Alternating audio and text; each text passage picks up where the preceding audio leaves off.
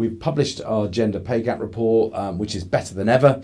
And I'm joined today to explain it in more detail by Jo Middleton, who heads up our recruitment at DM, and Frankie Herratt, who is our CFO at DM. Both of them very successful women who are here to tell you about not only the gender pay gap, but how they get on at DM as well. So listen on. Welcome to the podcast today. We've got a real opportunity here. DM has been, I think, leading the way in terms of our gender pay gap over the years, and we've never managed to fully explain what it means to people and actually how good we are at it. Yeah. So here's our opportunity.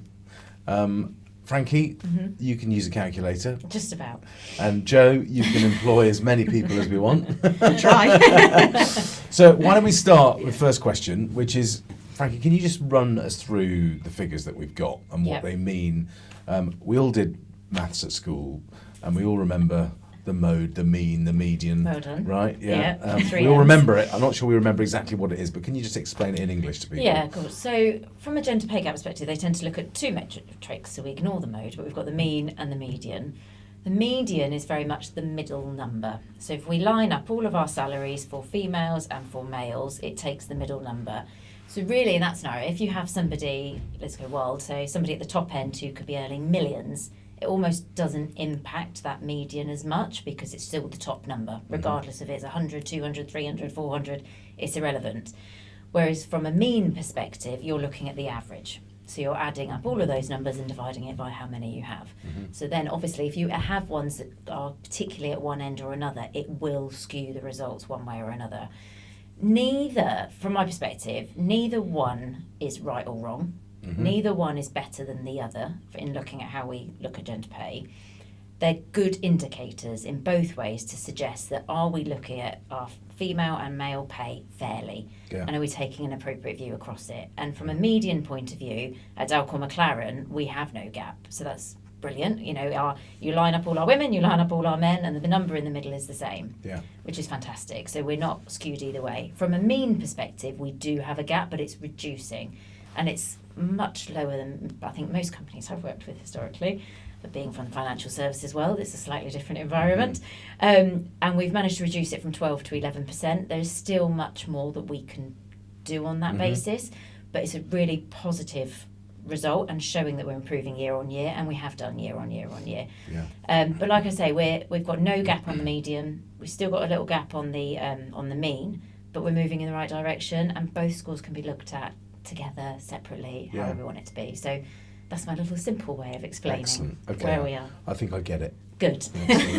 And Jo, from a recruiting perspective, I think one thing I particularly like about this is we haven't had a campaign. We haven't been out there and waved any flags. No. How have we achieved this? Yeah, it's a great question, and we don't do any campaigns. We don't do any targeted recruitment in that way. I think what's so amazing about what we've achieved and how we've done it is that everything's been so organic. So just on that point, Jo, I think one thing that is really pleasing for me is that actually when we set up Dalcour Maclaren 23 years ago, doesn't feel like that, we did set ourselves out to really have a focus on people, and I think what has really helped us with this gender balance that we have at Dalcour Maclaren is the fact that we invested heavily with graduates, just like we do today, together with now apprentices, and we got a lot of really good people coming through. And we've now got a lot of young women who started with us and have gone right the way through and are now directors. And I think that for me is really encouraging, because there aren't many other businesses out there that do that.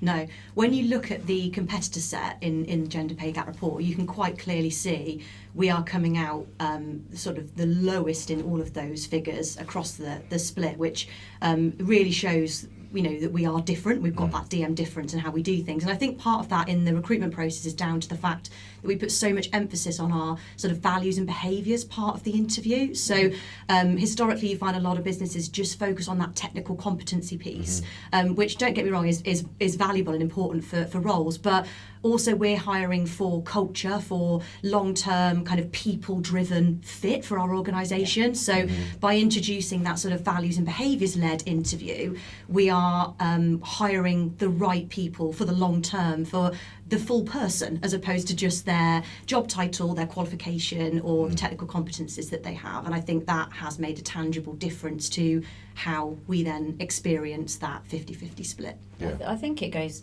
beyond that as well, and a lot of the work that you've done, Jo, and the team, from the onboarding bit, pre-identifying from an interview perspective. You know, we work really closely with the universities, with local schools, and through the DM Foundation as well, with working with young people. It's the educational piece as well of what it's like to work with us and the type of work that they'll be doing. So absolutely from the culture side of things, but almost educating them on what it's like to work at Dalcour Maclaren and how a lot of job opportunity will be for them in the future.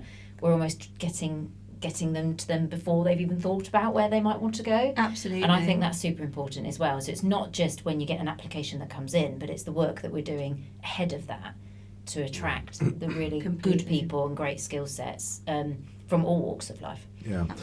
I'm probably going to say something quite controversial here, but you know, I do think that mixed teams work best together. I think if you have too many women and too many men in one single team, you end up with problems on all fronts. And actually, you know, I think DM works best because we are team driven. We have a one team value. For our clients, we work as teams, and I think we deliver much better with that absolute diversity across the gender. I think you absolutely need that, and you know, where are men from? Mars, women are from Venus, or all of that. We have the way we think's differently, the maternal instincts in many women, and there's a different approaches to challenges and the way we, you know, talk to people, how we manage. There is a difference between how men and women operate in a work environment, and their experiences they've had and how it's impacted them, whether they've had children or not, and how that's impacted them as well. We have a slightly different outlook, and therefore to have that blend, from my perspective, is really important at a senior level, but throughout the organisation as well.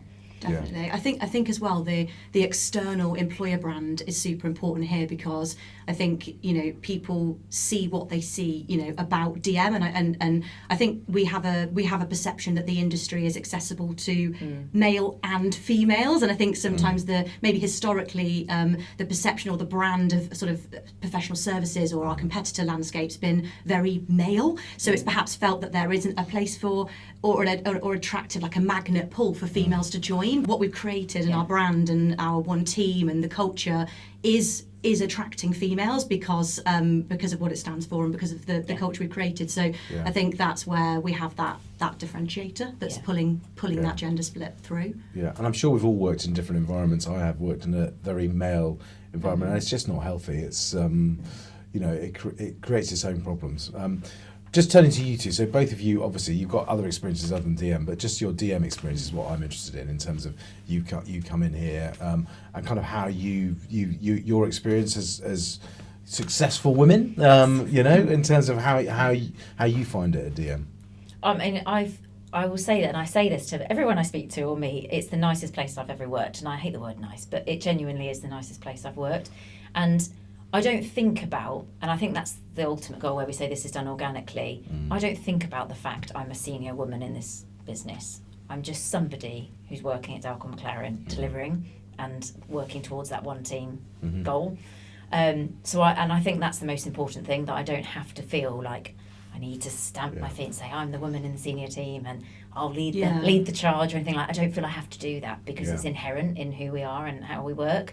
I think it's really important from my perspective, and Jo mentioned it earlier, that young women coming in do see that there's a step for them to a career path for them here, and they do see other women who have come in as graduates and worked up, and we've got many of us SLT that started here as a graduate and have progressed through the organisation who are women, and myself coming in, our head of data and innovation is a woman, and we've got some really sort of quite powerful people who have had other experiences, who have had challenges and really enjoy being here, and I think that's the main thing for me. For me, the main thing is that it doesn't feel like I have to say, "Oh, I'm a woman doing really well here." That's not what it's about. It's you feel inclusive. It's inclusive. I would echo that, and I think when I chose to join DM, I looked at other organisations, and it's all the board is men, and it's as a female that can be quite off-putting if you're choosing to make a career move. You want to join an organisation that you feel actually, oh my gosh, I can see an amazing mix of people here with amazing backgrounds and skills. And so that was sort of an initial pull for me when I joined DM. But I think now I'm here and I'm experiencing the culture, and it's just great. I think something for me from more of a talent lens, I suppose, is that equity of opportunity, and seeing how many people, both men and women, have equity opportunities for promotions, for ability to develop their careers. In every meeting I've been in, there's always a male, a female around the table. Decisions are made very much as that one team. So I think it's sort of, yes, there's a brand piece, but then what's important is the reality when you actually get into the organisation. And I think for me, experiencing that reality is just great, and it's just made me feel really part of the team. I think that's really important. It's not, as like we say, we haven't done it intentionally. It's been organic, so it's not forced. So it's not a case of you go through an interview process and it all looks rosy from the outside and the stats tell you a story and all of that, but you feel it as well, and I think that's what's most important. Yeah, good. Okay, and I think in terms of our sort of next steps on this, as you said earlier, Frankie, there is still stuff that we need to do, and we absolutely focus on that to get to zero on everything. That's the ultimate challenge that we want to get to, and we should do. That's kind of where we do, and I think we'll do it quite quickly. To be honest, I think it's kind of where the direction we want to get to, and be really shouting from the rooftops about it. But I guess just to finish it off is, people listening to this podcast is, if you want to join a modern progressive organisation, we need really good people, both males and females, and so there are opportunities here. Come and join us. That's the message I want to put out today. Thank you, guys. Thank you. Thank you.